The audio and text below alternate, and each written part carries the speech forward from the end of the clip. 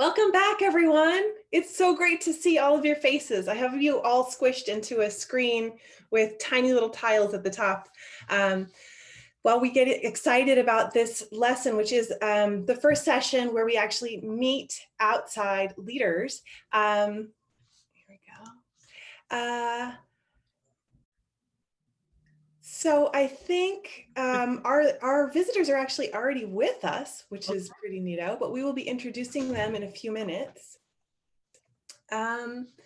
So our mentors are here. We have a lot of girls already joined us. Wonderful. Today is the local government day. So you should all have received by email a couple of handouts that we're going to be referencing today.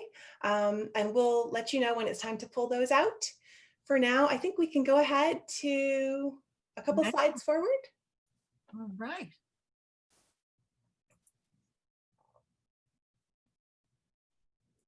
Okay, mentors. Hi, sorry. I got cut off. Okay, mentors, are we ready? Are we going to say hello to everybody? All right, mentors unmute and let's go. Hi, I'm Megan. I'm a junior, and an activity I like is playing video games. Hi, I'm Kavya. I'm a junior at Ridgefield High School, and an activity I like is karate, which we're going to do during our stretch break.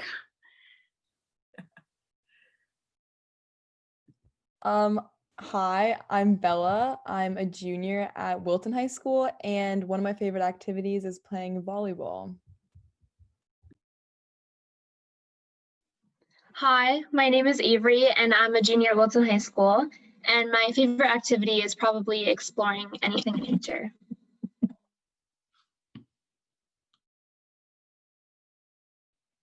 Hi, I'm Ellie. I'm a senior at Ridgefield High School, and one of my favorite activities is that I really like debating. Hi, my name is Avni. I am a sophomore at Wilton High School, and my favorite activity is probably reading. Hi, my name is Olivia. Oh, wait, before I'm going, sorry. You can go. Okay. Hi, my name is Ilka, and I'm a senior at Ridgefield High School, and one of my favorite activities is probably writing poems.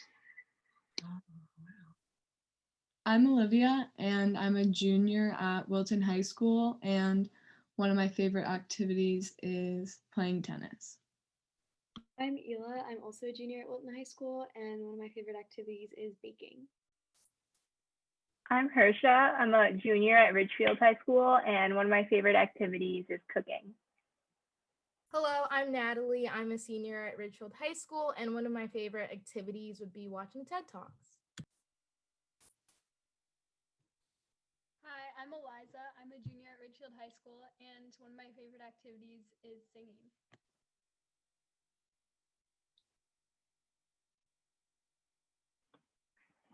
Hi, I'm Kara, and I'm a senior at Ridgefield High School. One of my favorite activities is singing. Hi, I'm Emma. I'm a junior at Ridgefield High School, and an activity I like is running.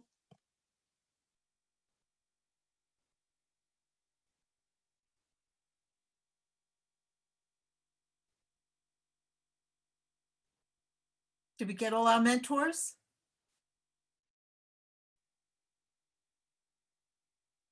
Lisa, did we get you?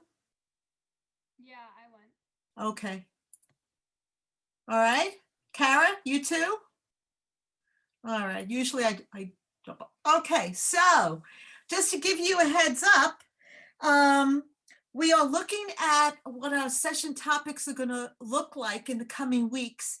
And we've already talked about women's history and leadership, which you ladies, I know, enjoyed very much. And we were fortunate to have 2 guest speakers last time. Kim Mellon from the Wilton Historical Society and Avni, our very own. Today we're going to meet and greet local leaders. And then in the coming weeks, we're going to look at a couple of things that will help us increase our girl power.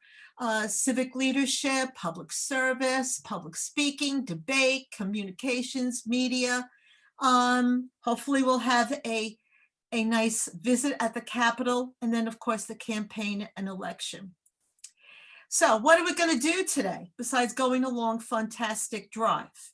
We're going to have a lot of different introductions. We're going to have a lot of different group activities, you and your mentors. We're going to have one of our mentors lead a discussion with our guest speakers.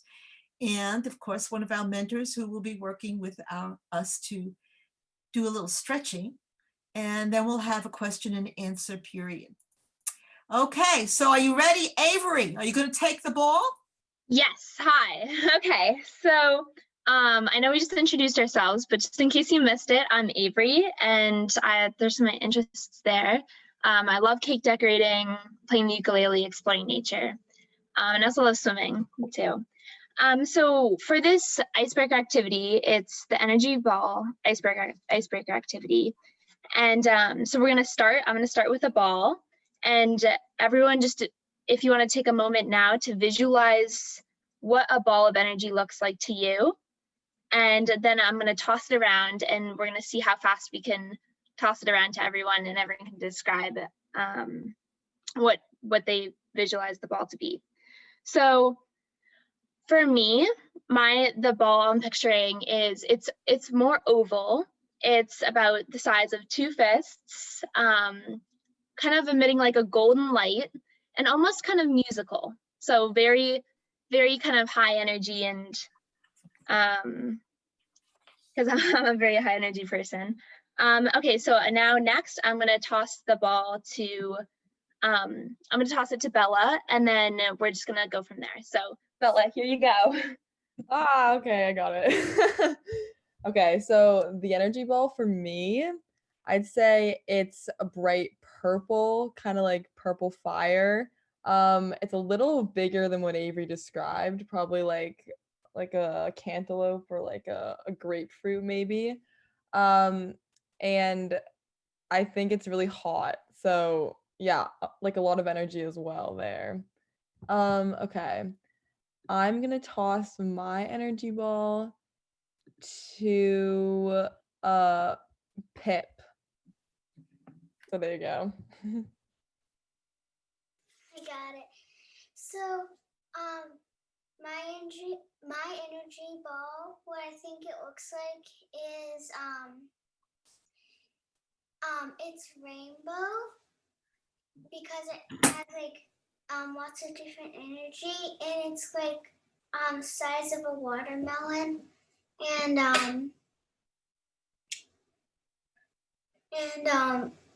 it's the feeling of it, well, it's kind of like smooth and kind of bumpy. Now I'm gonna give it to Allison there.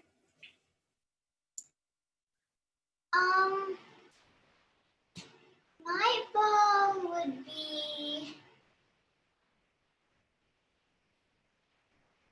it would have a lot of circles on it and dots, and it would feel really, really bouncy, and it would be really, really giant. Like as giant as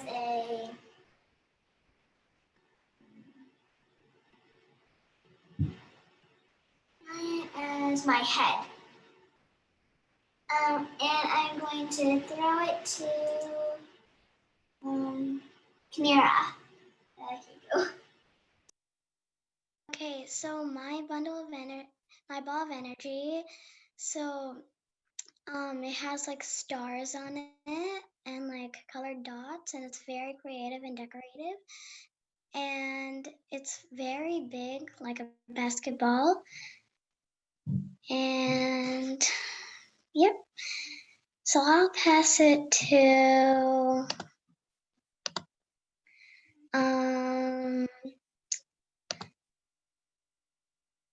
Anaya. My energy ball would be like the size of a soccer ball and have lots of patterns and be able to bounce high and low, because whenever like I feel really happy, it would bounce high, and then whenever I feel really sad, it would bounce low. And I'll pass it to Emma.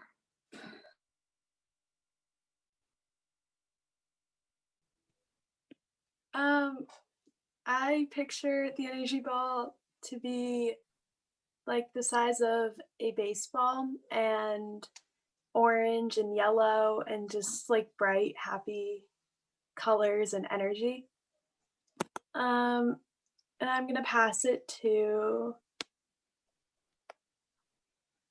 Elise. For me, a ball of energy would probably be, it'd be like bright and like really white, like kind of like a star. And it'd be kind of small, but not tiny, like around the size of like 2 fists. And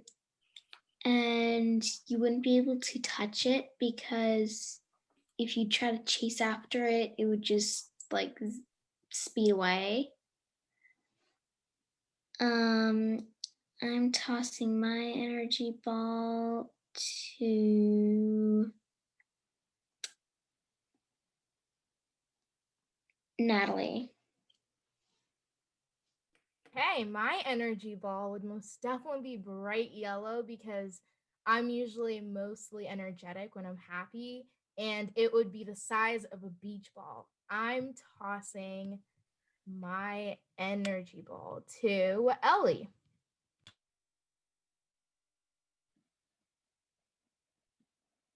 My energy ball would be like bright red and yellow, and it would be kind of small and compact, like the size of a tennis ball. And yeah, and it would be very like bouncy, and you could move it around really easily. I'm gonna pass my energy ball to Hersha. My energy ball would be huge, like 6 feet tall, and I would, it would have flowers and like sort of like the nature around it. And like Ellie's, it would be very bouncy and just so you can use it a lot. I am going to pass the energy ball to Mirabelle. Okay, sorry, really quick note. Mirabelle, before you go, just I I misunderstood this. If it could go to all the participants, I thought it was mentors and participants. And then also, if any of you guys haven't gone yet and you're looking to go, if you want to put your name in the chat, then you'll know who still needs to go. So thank you. Sorry, go ahead, Mirabelle. Great, Avery. My energy ball would be like a neon pink, and it would be the size of a marble, and it would also be really, really bouncy. And I'll give my energy ball to Kara.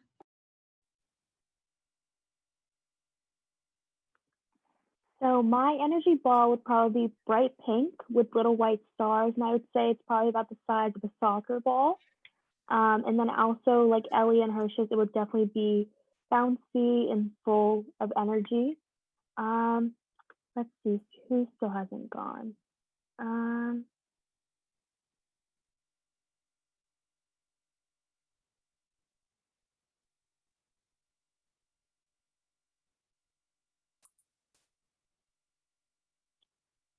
Does Emma want to go next?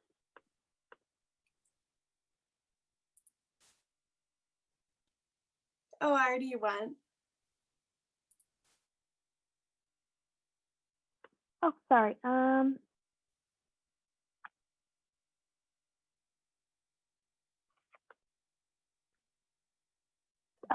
Maya next.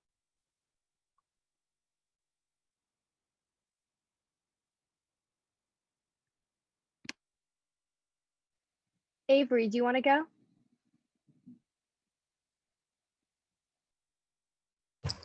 Sure. My energy ball is teal and it's the size of a pumpkin and it has golden stars on it. And I'll pass my ball to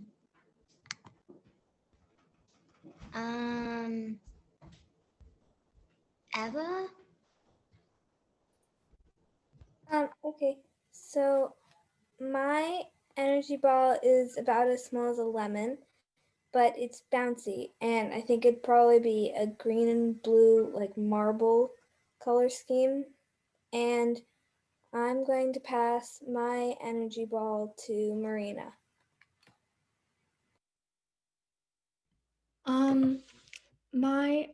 Well, first of all, I got it. Second of all, my energy ball would probably be, it would be about, I think it'd be like the size of like I don't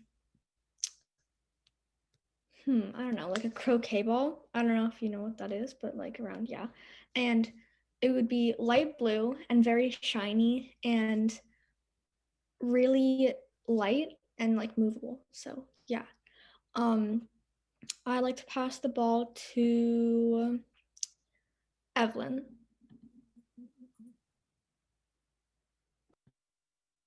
So my energy ball, I think it would be like rainbow, and it would be huge, and like it would change colors, depending on my mood. I'll pass it to Abby. My energy ball would be green, the size of a soccer ball, and hot like hot chocolate. And I'll pass my ball to Rosie. I'm sorry, but I had to get out and join a different computer, so I don't know what we're doing. Okay, so that's no problem. So we're just tossing around. It's like an imaginary energy ball. So we're just describing what we think that an energy ball looks like to us. So for example, mine is kind of golden, about the size of 2 fists, and emits like a lot of light and slightly like kind of like almost like musical, like there's music coming out of it. And so then as soon as you've described your energy ball, just toss it to a person who hasn't gone yet. And if you haven't gone yet, if you just want to put your name in the chat or raise your hand, and we'll get to you. So my energy ball would be the size of a volleyball, and it would be yellow because I'm always happy. And I'll pass the ball to Allison if she hasn't gone.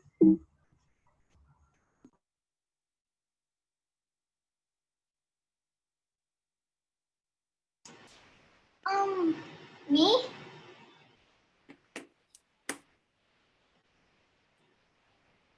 I think Allison had a turn, but there are several girls who haven't, like Maggie, Gopika, Juliet. How about Jennifer? Jennifer, you're smiling. You have the ball right at your feet.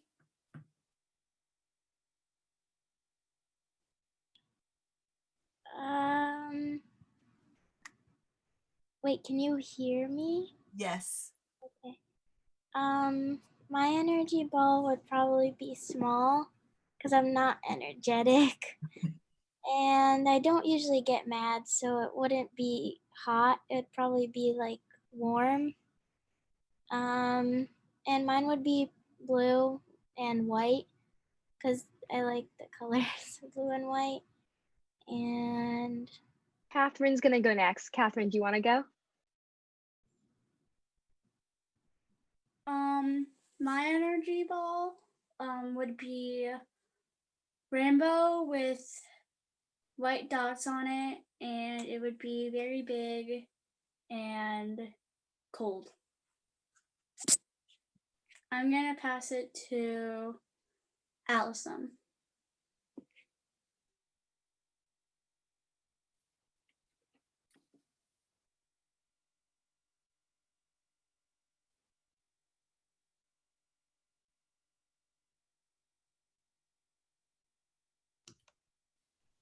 I think Allison already went. Catherine, can you choose somebody else? On my screen, you're right next to Maggie. Maggie hasn't gone yet.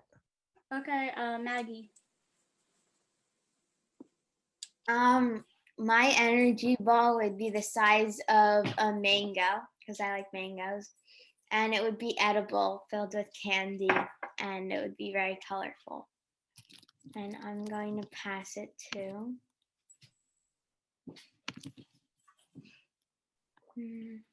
Go Pika. Okay, so my energy ball would be very big. It'd be a little bit bigger than a beach ball. And it would be light blue and bright yellow. And it would be very sparkly. Would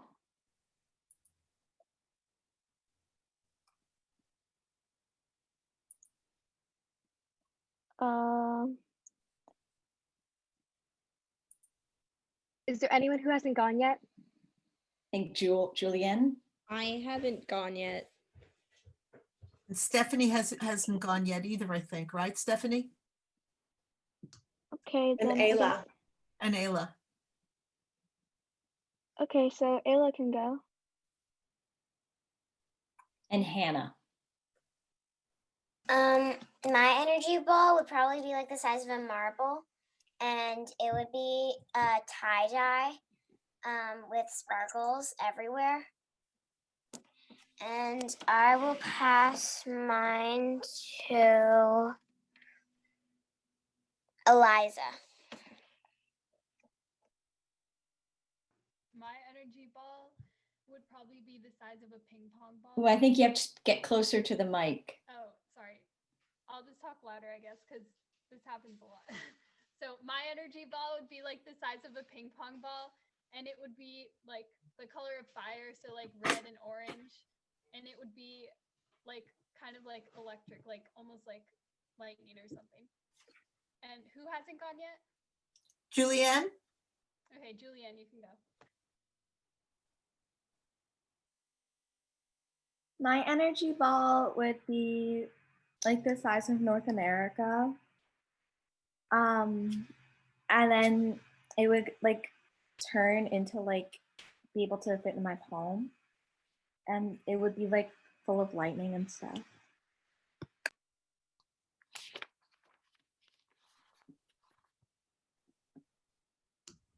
Is there anybody else who hasn't gone yet? I haven't. Great, go ahead, Hannah. My energy ball would be tie-dye, and it would be really bouncy because, I don't know, just reminds me of energy. So, yeah.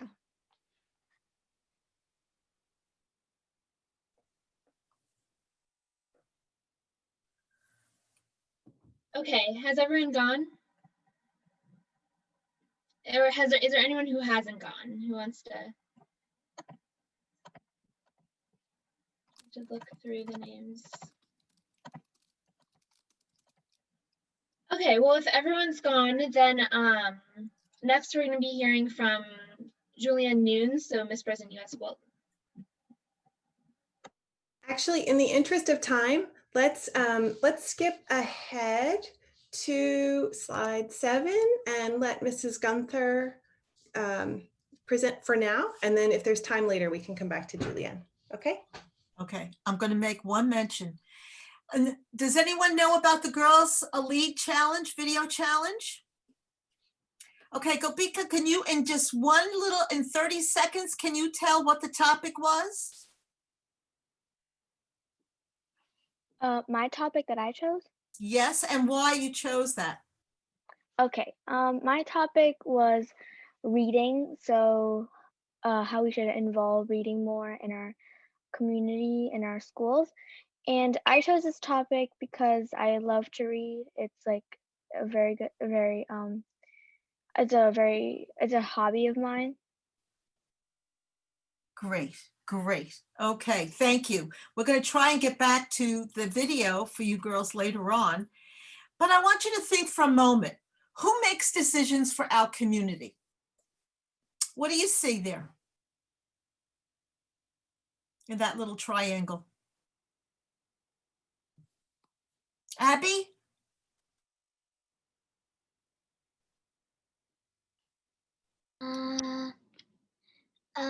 At the bottom in purple, there's a bunch of different, like the country and the city are places you can live and. Okay, all right. What else do you see on that triangle? Stephanie? I see state and township. Okay, good. Catherine, how about you? What do you see?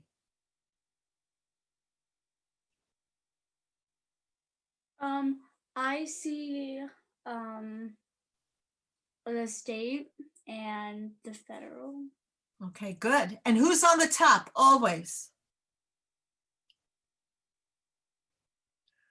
What do you see on the top? Allison? Us? Us, that's right. I see us. So remember that because we're going to see this again and again and again. We the people.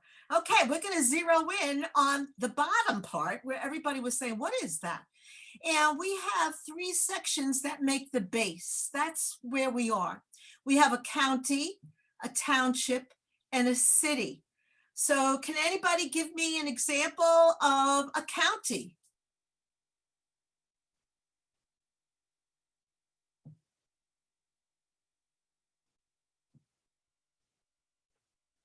Hannah? Fairfield County. Fairfield County, absolutely. Who said that? Because I don't see. All right, good. Okay, that's right. And what makes up Fairfield County? Look at that area. Do you see your city or town there?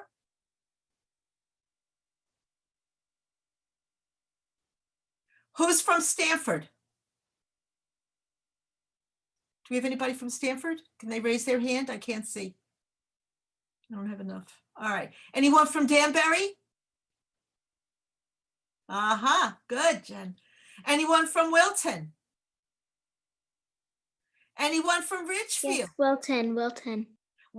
Wilton. How about Ridgefield? All right, so there are many towns in this area. Now, do we live in a town or do we live in a city? If you're living in Wilton, what are you living in? A town. A town, great. And if you're living in Stamford or in Bridgeport, where are you living? Or maybe Danbury too, I guess, huh?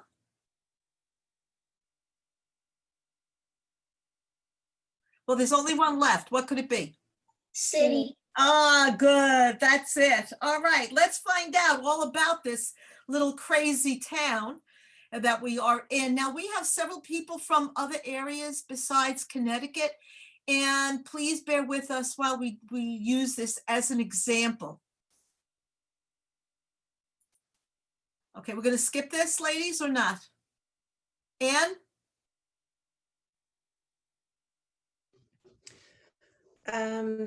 It's a 2-minute video. I think we should watch the 2-minute video. Okay.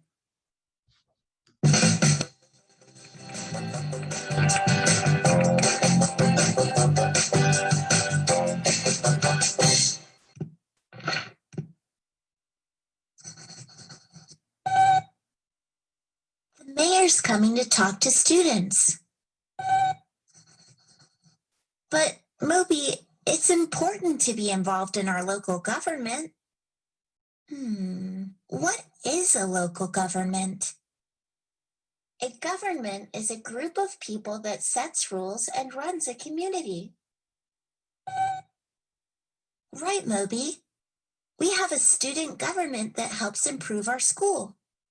When something is local, it belongs to a certain area, like a town or city.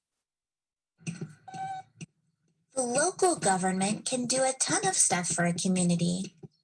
It can run schools, libraries, and parks. It can also organize public transportation, like buses and subways, keep streets clean, and provide services to keep people safe. The local government also passes laws to keep everyone safe.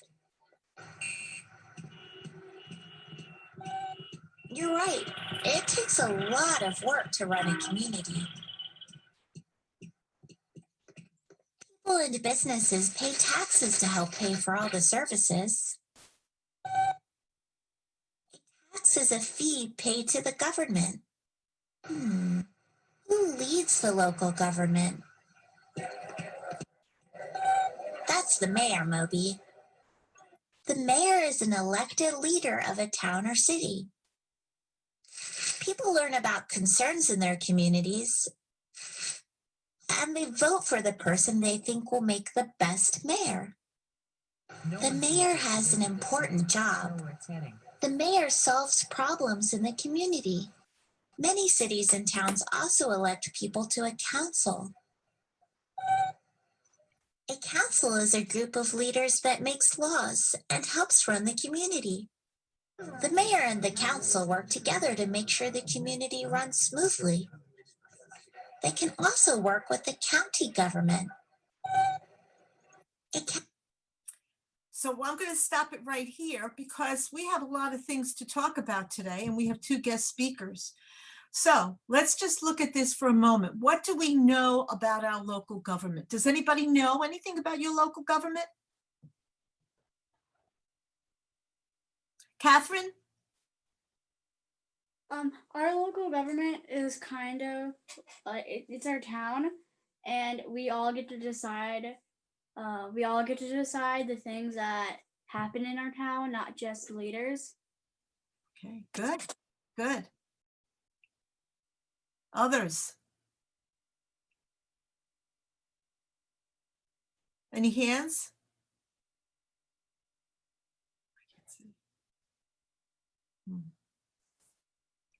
Do we have any questions we would ask? Hannah?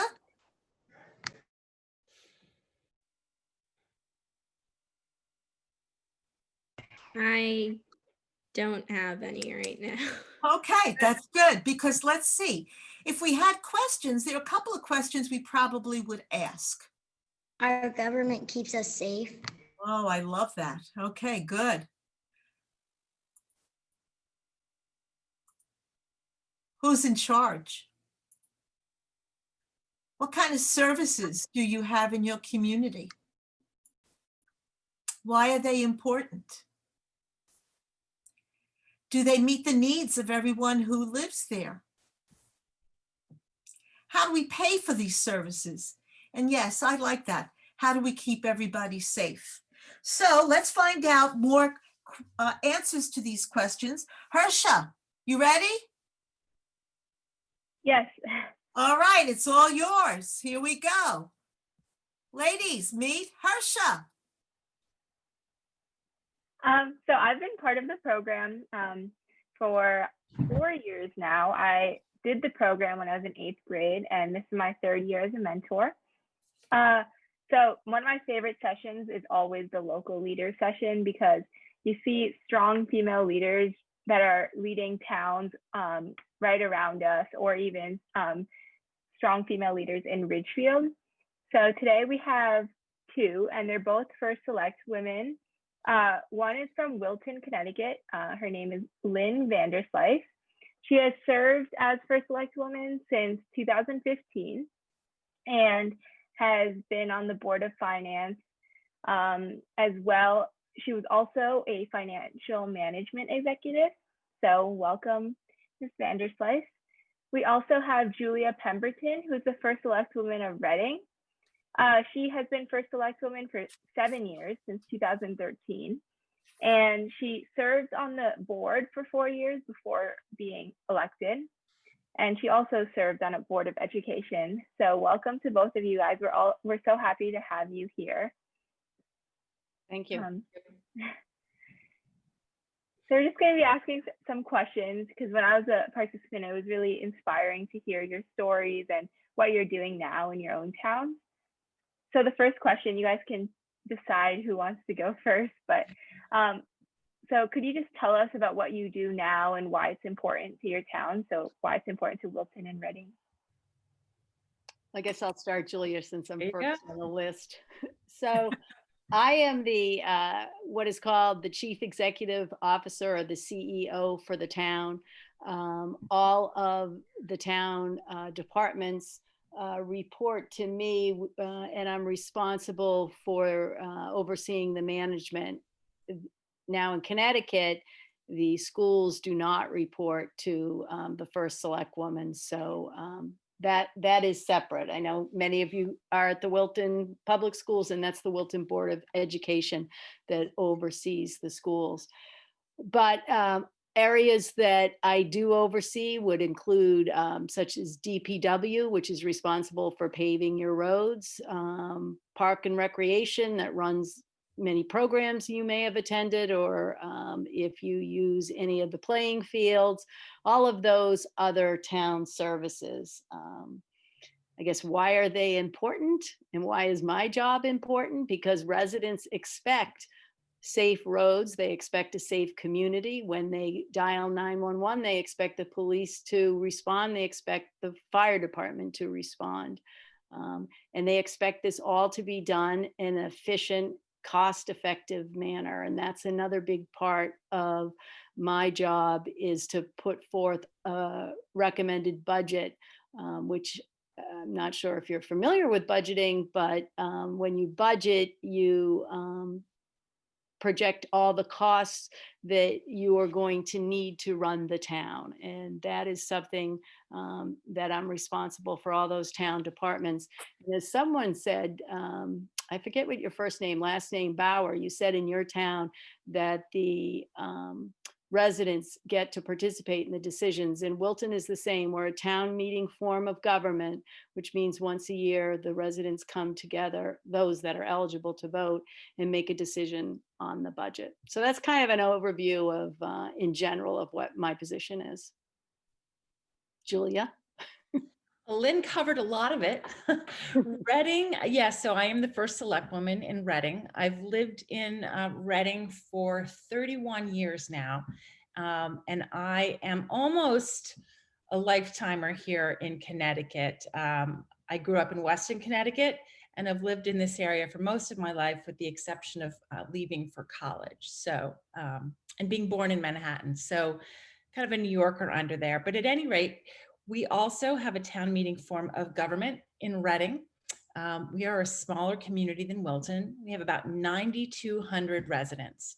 So Lynn, I think we're not quite half the size. You're about half. Yeah, about half. So like Lynn, I have department heads who report directly to me. So whether it's the highway department, the chief of police reports directly to me on a daily basis. The finance department reports directly to me. In Reading, we have again a very small community comparatively, and so my budget is $15 million a year. That does not include the schools.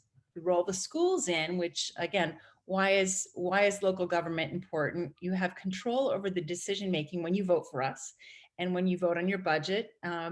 And your parents, any other local issues that come in town, up in town, are approved at things called special meetings, special town meetings.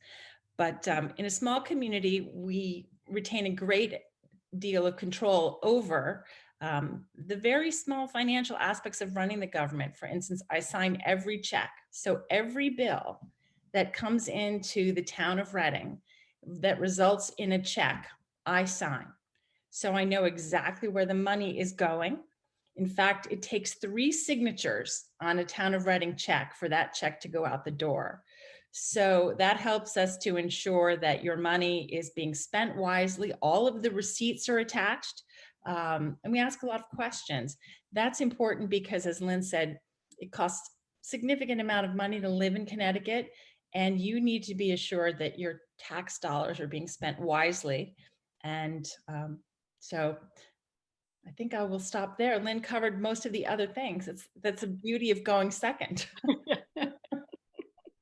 I'll let you take the next question. Okay.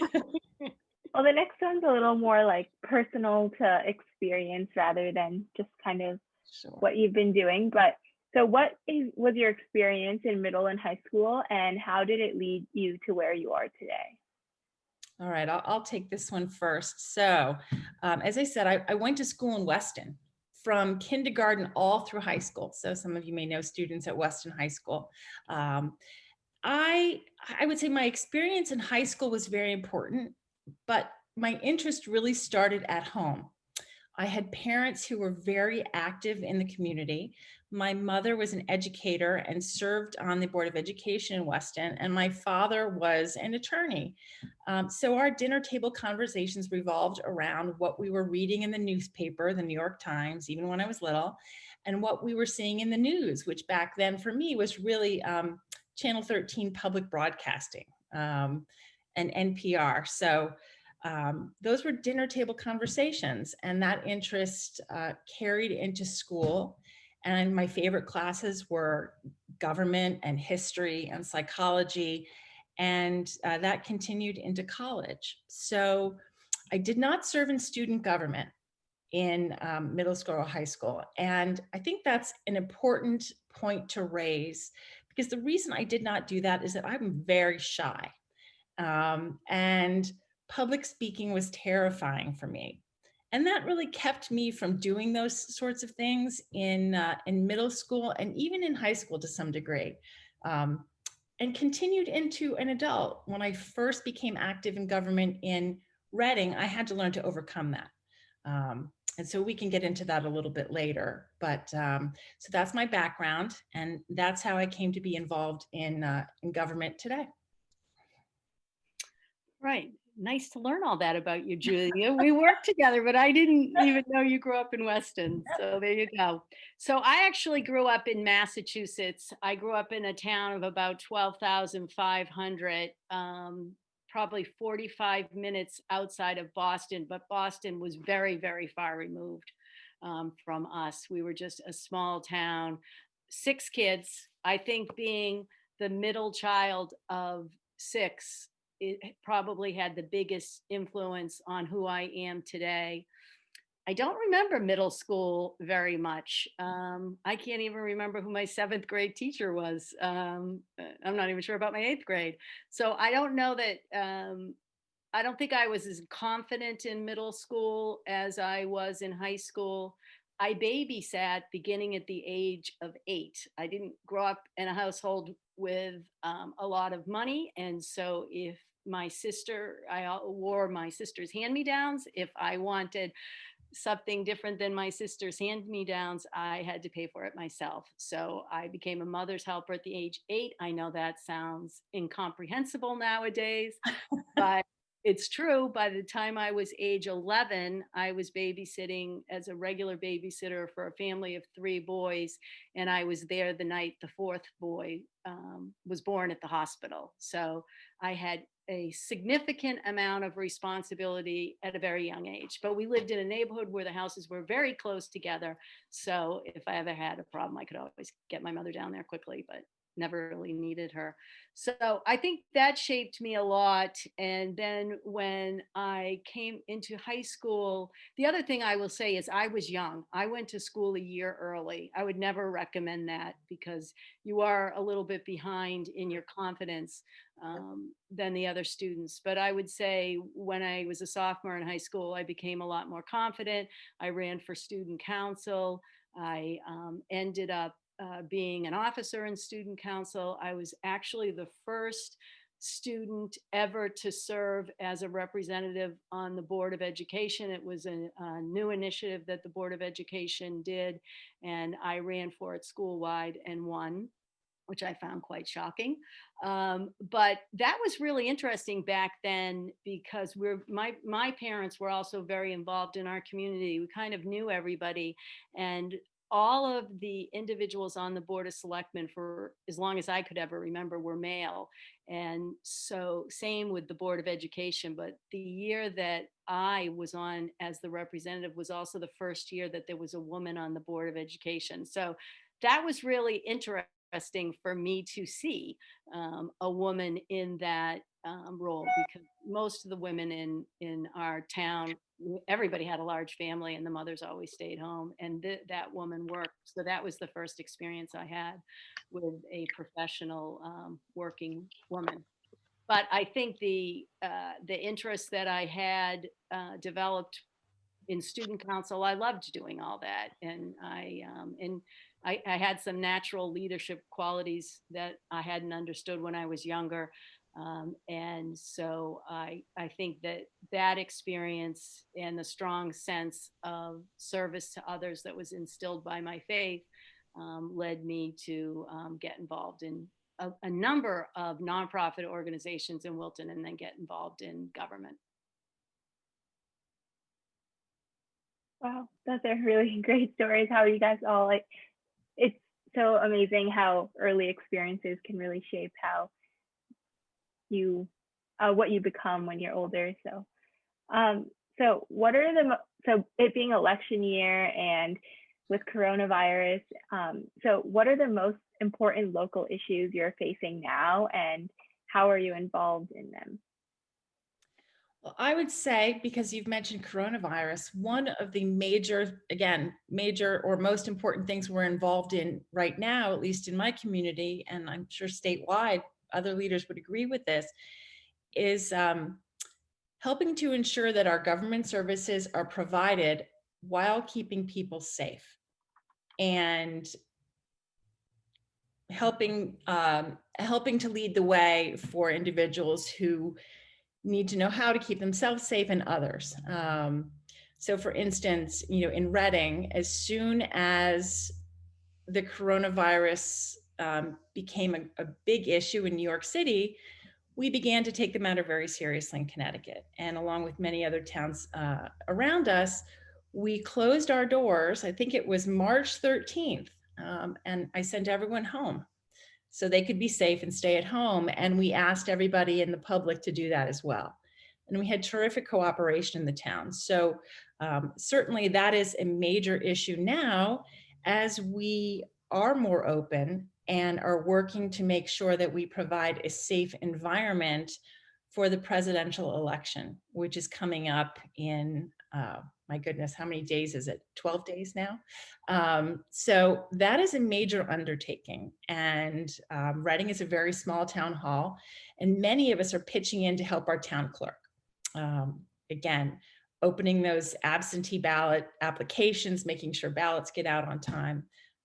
So that is the overriding important matter right now. But in the background, we're also beginning to work on our budgeting. We begin to work on our budgets for the next year very early in the fall, and those will go before the public in the spring.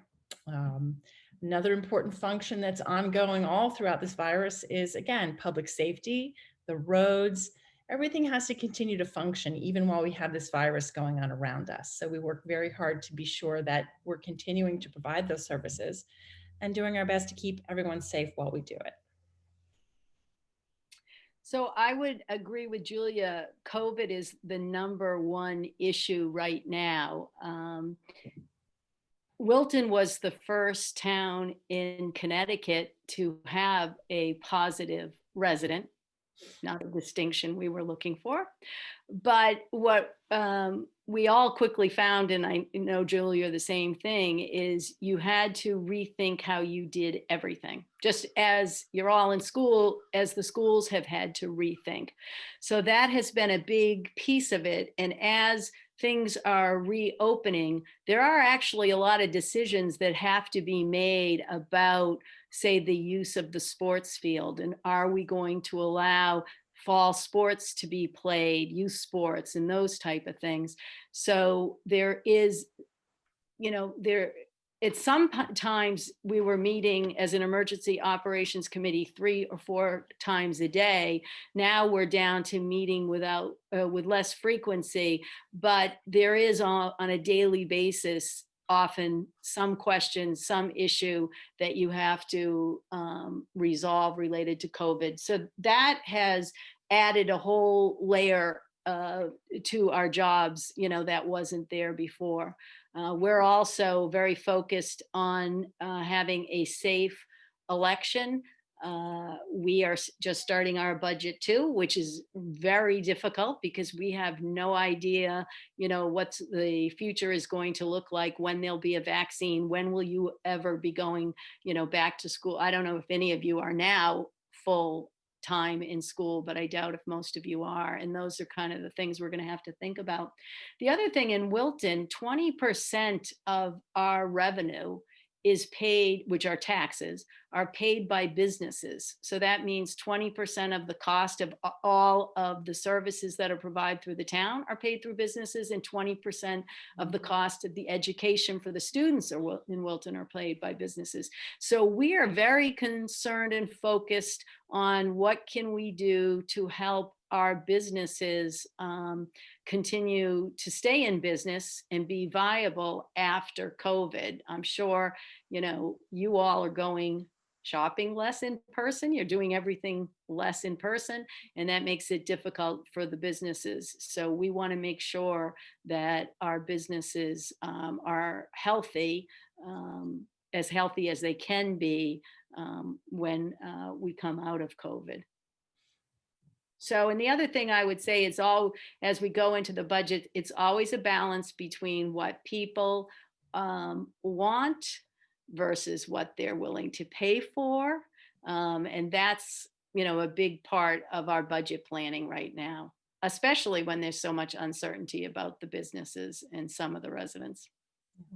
I'd like to add, if I could, very briefly, because Lynn touched on sort of the changing nature of COVID and how we've had to learn to do everything differently. That means sometimes the decisions we make on Monday will change 2 weeks from then. And a very important part of the public trust is that they understand the information we're giving them is factual, that they can trust us. Because without that trust, it would be very hard for people to be able to function, to feel safe. So COVID has made that a challenge, but I think the new ways that we've learned to communicate, we do so many meetings virtually. We find that participation with the public has actually grown tremendously. For instance, I'll have a monthly Board of Selectmen meeting, and before COVID, I might have 10 people. Now, because people can participate from home, I can have 50 people in a meeting. So it's been very interesting, and I think that has helped people to feel connected in a way they haven't before. But I'm looking forward to the day that we can be back together in person. But again, that public trust, especially given a rapidly changing environment, is really important. So we have to keep communicating. Yeah. And the final question before we get some participant questions is, what has been the most challenging, funny, expected, unexpected, any type of experience you've had being Selectwomen? So without question, the most challenging was on March 8th. That was the day we had learned late the night before that we had the positive patient for COVID. And it was a Sunday, and I came into the office with the health director and the chief of police, and there was absolutely no roadmap for this. They had been here for Ebola and I can't remember the other one before that, though that wasn't really any impact in Wilton. And I'll be honest with you, we very quickly learned that the state wasn't prepared, and we were very much on our own. And that is, we hung up that first call with the state and said, this is it. All we got is us that's in this room. And so in the moment that I probably will never forget about this experience was at about 4 o'clock in the afternoon. We had kind of finished up everything we felt we needed to do. that day, and we were going to go home. But the chief and I walked over to the fire station because our firefighters are professional firefighters, and they are on duty for 24 hours. So they eat, sleep, and live at the fire station when they're on duty. And we went over there because I wanted to talk to them, because we didn't know a lot about this, but we knew if you were around other people, you could get the disease. And I had to go into that fire headquarters and speak with these men, professional firefighters, who all expressed their concern for their safety, the safety of their children, the safety of their spouses. And the weight of it all hit me, you know, and I had to stand up there and give them assurances that the town of Wilton was committed to keeping them safe, that we had their back, that we, you know, we're going into this unknown together, but we'll do everything that we can to keep you safe, which we did. You know, there were a number of things we did for our police and fire who had to be out working at the time. But that, without question, was the most challenging day. The most unexpected thing that happened is every year, except for this year, the second graders come to town hall and they visit all the departments, and then they come and they meet with me. So in the fall of 2017, so I'd just been in office for a little over a year, I was getting peppered by each class with questions about why did I call myself the first selectman? And the year before I had gotten those questions. So the question wasn't surprisingly, and I always tell the story about how I grew up in Massachusetts and all of the selectmen were men. And so, you know, I was proud of the fact to be a female and be a selectman. But the most unexpected thing was that year, it was the boys who were pushing back at me and really complaining, constantly bugging me throughout the whole thing that I, you know, and really saying I should start calling myself first select woman. So I ended up announcing that I was now, because of the Wilton second graders, I was going to change to first selectman, which is what I used. But it was really the evolution of the boys, I think, from 2016 to 2017, which I think was a lot having to do with a woman running for president. You know, it caused the boys to look at things differently, and that was a surprise to me. Go ahead, Julia. That's really interesting. So let's see. I'll start with, let's see, the most challenging. Lynn is really hit the nail on the head with COVID, so I won't reiterate that piece. So I'll address them a little differently. When I ran for office for first selectwoman the first time, Reading has a really, really large building project, you know, like your downtown in Wilton. Wilton has a wonderful downtown. Reading does not have that.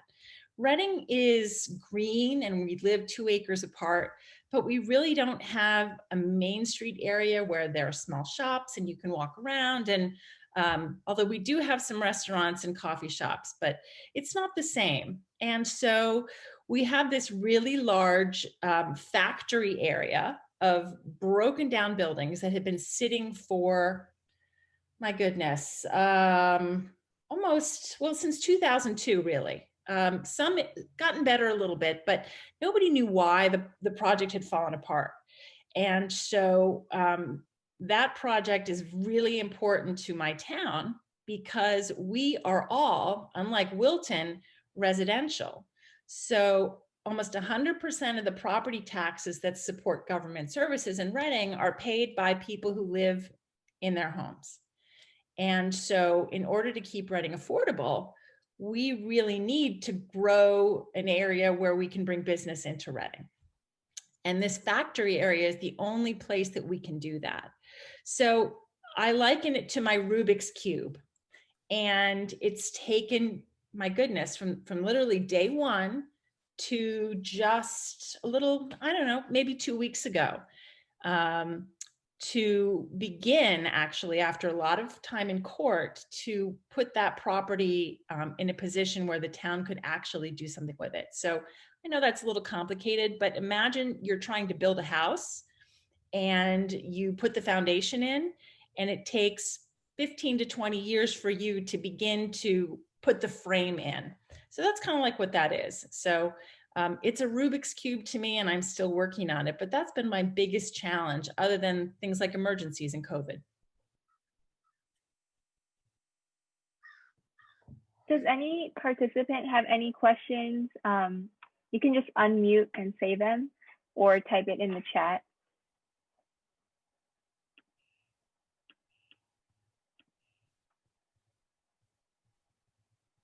No one from Wilton wants to ask about a dog park?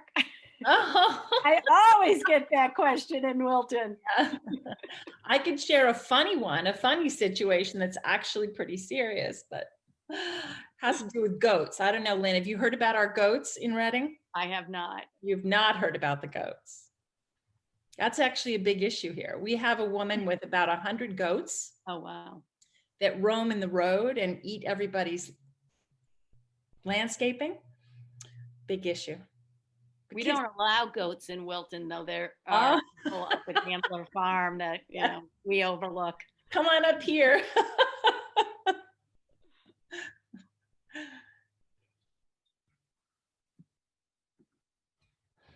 So no one has any questions? Feel free to unmute, chat, anything. Is it okay if I can go? Yeah, of course. Who goes first? I heard someone else.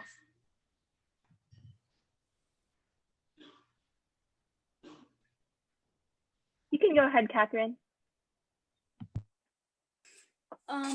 For Wilton, when I grow up, I want to be like you too.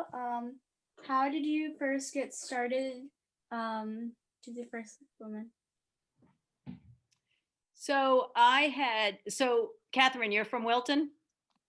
Oh, okay. That's why you knew all about town meeting. Okay, good.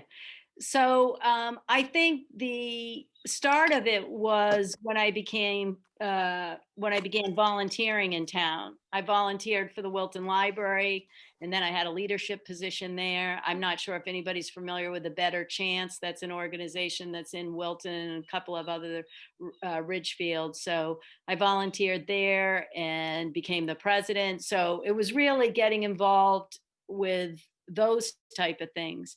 And actually it was people already on the Board of Finance who reached out to me and asked me if I would be interested in coming on to it. It was based on how people got to know me from doing that volunteer work. So that's kind of how it evolved. Volunteer work is a great learning experience, and it leads to a lot of great things anyway. So I encourage everyone to volunteer, you know, whether now or when you get older. We also, Stephanie had a question. If you want to jump in, Stephanie. Okay, this question's for the both of you. So, when did you guys start wanting to care about the town's safety? Do you want to start, Julia? Sure. You know, I think actually, as a resident of the town, I was very aware that the town I was living in was a safe place. That was important to me because I was very young and I was looking forward to having children and raising my family in Reading. So I would say from very early on, and then as I became more involved in town government and understood how things worked, I needed to have confidence that the individuals working for the town, whether it be fire, police, etc., were doing the best they possibly could. And now as for Selectwomen, I work directly with them on a daily basis, and I have great confidence in the members of our departments. Anytime we have an opening, I get involved in the hiring. So I am very reassured that we have excellent public safety personnel. We meet on a regular basis to be sure that we are all doing the best we can for members of our community. And so I'd say it started as a resident. very early on. Yeah, I would say the same thing. You know, the small town that I grew up in, Massachusetts, was very safe. We would just take off for the day on our bikes or walking, and you never had to worry. And same thing at night. My friends and I would just be out for hours playing tag or kick the can or something, and you never had to give it a thought. And so that's, I guess, what I always thought things would be like. And then when I got out of college and I worked in New York City, it was an eye opener. I couldn't afford to live in the best neighborhood. And so there was crime in that neighborhood. So same thing, when my husband and I were getting married and going to start a family, we wanted to raise a family in a safe community. And one of the attractive things about Wilton was that it was a safe community, and it continues to be. And I think that's something that the Wilton Police Department, the fire department, the health department, all the different departments that contribute to resident safety, it's a big priority for them and a source of pride. I think, and certainly, I feel it for myself and for the fellow residents. So that was the last question. Thank you so much for joining us today. It was really, at least for me, I learned a lot as well. And I'm sure all the participants did. We didn't get to answer everyone's question, but we're going to be going into some activities about local leaders and local topics that we can address and maybe create some ordinance for. So thank you so much for coming today. Thank you very much, Hersha. Thanks for having me. Yes, thank you. Bye-bye. Thank you so much to both of you. It was wonderful to have you. Right. Good. Enjoy the rest of your meeting. All right. Thank Bye-bye. you. Kavya, can you take us to a little stretch break? Yes, I can. All right. So everyone, get up. Let's find a space where you can move around. All right. So for those of you that don't know me, I'm Kavya. I'm going to lead you through a little bit of karate basics just so we can stretch. So first, I want everyone to shake it out. Touch your toes. Stretch your arms. Just want to make sure that we don't hurt ourselves, okay? So, can everyone see me all right? Can we spotlight Kavya? If you stop presenting, then we can do that, I think. Yeah, I think you have to be off present. I know.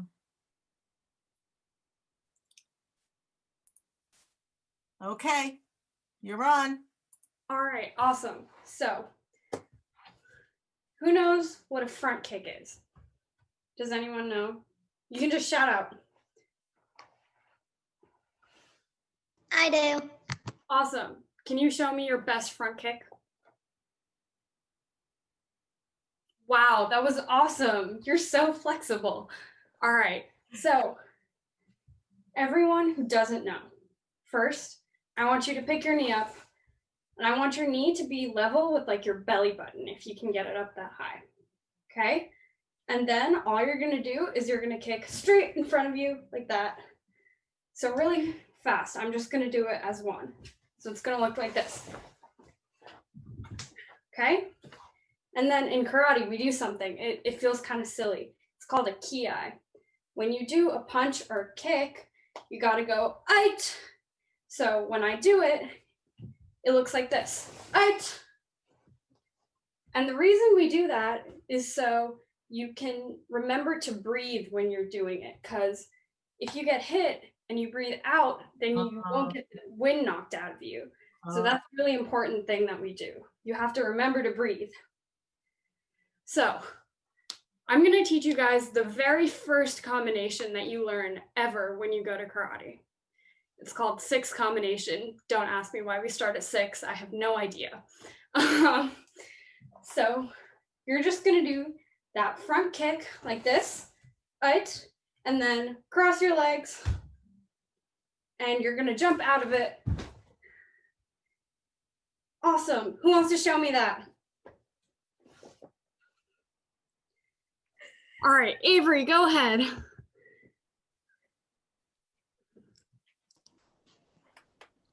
Kite. Awesome.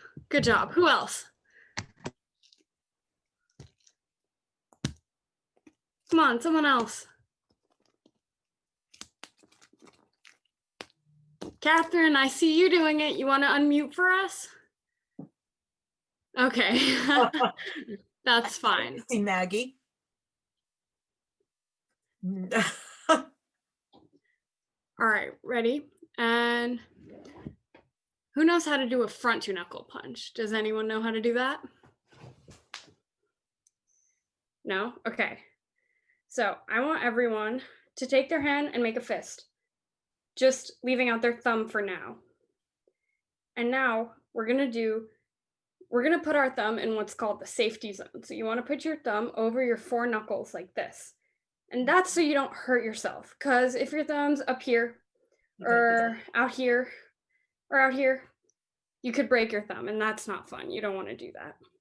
So you always keep your thumb in the safety zone. And then what I'm gonna do is I'm gonna just punch straight forward like this. Right.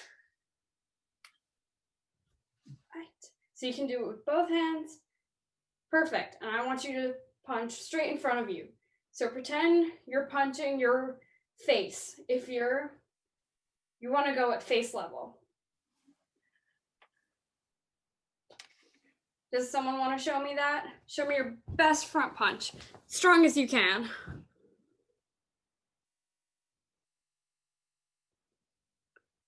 Awesome job, guys. All right. Should we wrap it up now? Let's move on. Okay, so one of my fellow mentors, Olivia, I believe, is going to be running our small group activity. So take it away. Okay, guys, we're going to be doing a small group activity about local government. And what we're going to do is we're going to think about things that we hear in the news or in your current lives and think about how you could make those topics into solutions that you'd like to see.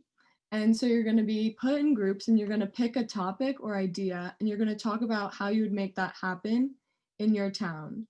And when you're coming up with these responses, you're going to try and answer these questions below. So you're going to think of the what, the where, the when, the why, the how, and the who. And you're going to make sure to include those in your responses that you make in your groups. And when you're thinking of some ideas that you could talk about, 4th and 5th graders, think of the activities that you can see in your ACT sheet. And we can also think of what we learned in the suffrage session last session about what problems or ideas we can discuss and try and make happen in our town. And we're going to be put into breakout rooms where you can talk to each other and then you will present these ideas at the end of the activity. Hang on, Olivia, before we go into the breakout rooms, it might be a good idea for us to get ideas from each other. So can we go back to slide number 14? Yes. Does everybody have a way to go to the Mentimeter? Either with a cell phone or you can log in. I can put this link in the chat also for those of you who don't have a cell phone. And this is a way for us to share ideas about what the key topics are in our town right now. So let's see. Or it could be a topic that you're very interested in and you would like the town to think about. And as soon as you have access to the Mentimeter, either through the scan or through the link, if you could turn off the screen share, Virginia, and I'll share my screen so everyone can see the ideas. Okay.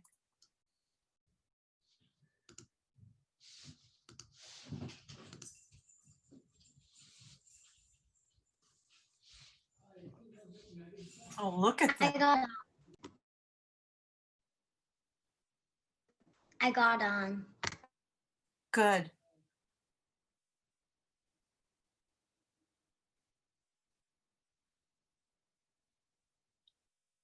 Look at that. Sidewalks, hybrid school.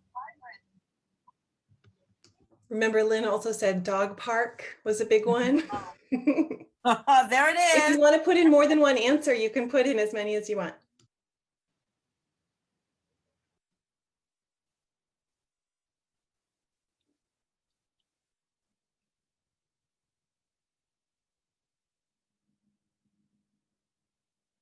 Global warming.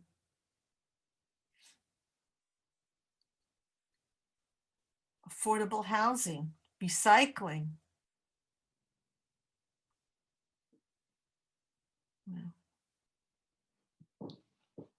Okay, we've got a lot. All right, a lot of suggestions and things that you may want to look at as we look at our activity sheet. So, Ellie? We're all here. Does anybody want to volunteer to share your ideas now? I see Ayla. Oh, I can't see anybody. You want to unmute and tell us your ideas?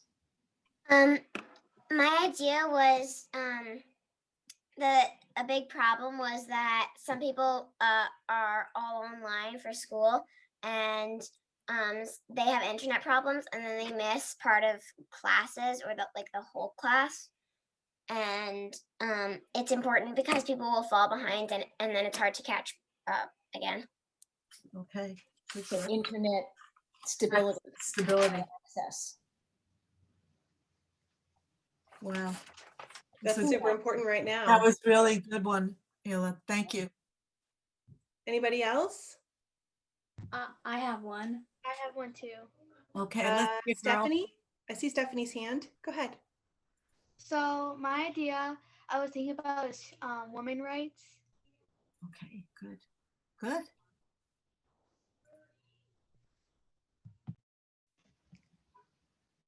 Other hands? I had an idea about global warming. Super important issue. Yeah. Good. And I saw Sydney's hand too. My idea was about animal rights or ocean pollution. And I was talking about like how I feel after COVID that like we were doing such nice progress with trying to reduce plastic bags and using metal straws. And I feel like after the pandemic happened, we kind of got like really like lost on that.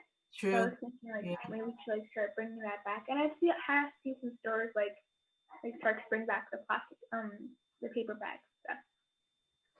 Good. I have one. So it's about animal care, and I always see flyers like at my neighborhood when I'm driving around. And my neighbor's lost her cat about 3 times, and I think there should be more animal care around here.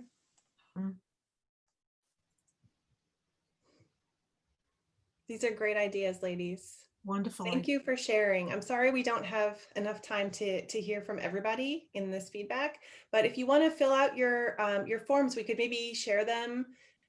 We could try and share the information and the ideas in other ways. Maybe we can email it out, put together a collage or something, or we can give an opportunity for you to share them at the beginning of the next session. That would be nice. But for now, if you can do the local government summary sheet in your own time, since we don't have time today, sorry about that. And then also, if you can tell us what you thought of today's session, there's another Mentimeter that you can use to plug in. So to all the participants, just make sure for the next session that you have completed your local government summary sheet. That's the second in the packet. That's for the next time that we meet, which is in November. And right now, just put your Mentimeters back on.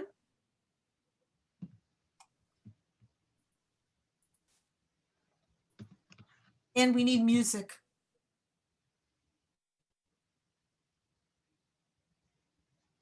you want mentors to fill out the Mentimeter as well? I think just the participants. Just the participants, and then mentors, we can talk about that. Stephanie, you had a question? Yeah. How do we get the summarized sheet? Or is it in the email? It was in the email. Yep. Oh, okay. But you know what, Amanda, we could send another email. Yep. We'll send it, absolutely. Right. With a I had a reminder our quick- next session. I had a quick question. Yeah. Are we meeting on November, like the first Friday of November, or next Friday? It's the second week of, it's actually November 13th. Correct. Okay. So you've got a couple of weeks. My birthday's next month. Oh. Wait, who said that? Stephanie. Stephanie, excellent. Last year, that meant you would have gotten the balloons to take home. I know. We have to pretend. Well, we'll have to think of something for that one.